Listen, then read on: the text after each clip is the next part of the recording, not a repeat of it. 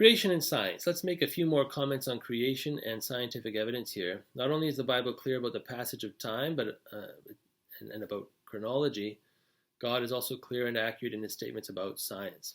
One of the greatest deceptions of our time, which causes many Christians to doubt whether God's word is scientifically accurate and causes many non-Christians to refuse to entertain the gospel message, is the conflation of historical science, the study of origins in the ancient past, and observational science, the study of the physical universe in the present. So this false equivalence is a classic example of the bait and switch, equating two different things with one word, science, that are not the same so that you can make a claim about something that's not true. It's the logical fallacy of equivocation. An example of this fallacy is the following statement: science is a very powerful and reliable tool. It has allowed us to develop technology and even to put men on the moon. So why would people deny the science of evolution? See what happened there? That's a quote from Jason Lyle's great book, Ultimate Proof of Creation. Science was just equated with evolution, and people were encouraged to ridicule those who reject evolution because supposedly they're, in so doing, rejecting science. But that's a lie. It's a logical fallacy, an equivocation. It's a bait and switch. So don't be caught or ensnared by that lie.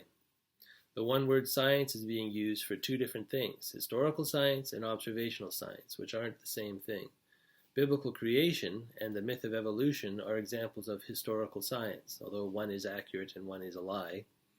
So these proposals about the distant past, even what God says in the scriptures about the distant past, they're not verifiable using observational science, empirical science.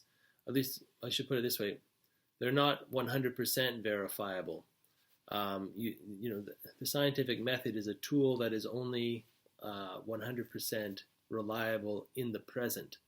As time passes, it decreases in its reliability, and we need to understand that about science, that it's a knowledge of the present because it's based on our five senses making observations in the present. But as conditions change and things take place between an event and our senses in the present, we begin to lose information, and we need to be aware of the difference between historical and observational science.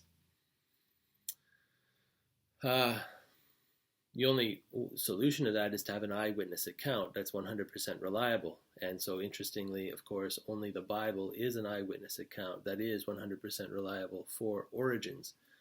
Only God could have and did provide that account. That's why God's word, which is historical science, is 100% reliable, but man's speculations about the past, like the myth of evolution, are not. But we find that the scientific method, observational science, affirms what God says in his word about the past, whereas scientific method does not affirm the claims of evolution. We don't see creatures improving in their genetic complexity over time. We see the opposite. So Darwin's myth of evolution, that myth of evolution that precedes Darwin, is disproven by science. That's the truth of it. And as mentioned before, only the God of the Bible and biblical creation account for uniformity in creation, the stability and reliability of the laws of nature, and for the preconditions of intelligibility, the reliability of the human mind and senses. Observational science could not be done, actually, without biblical creation, without the truth of the Bible, what God says he did and is doing.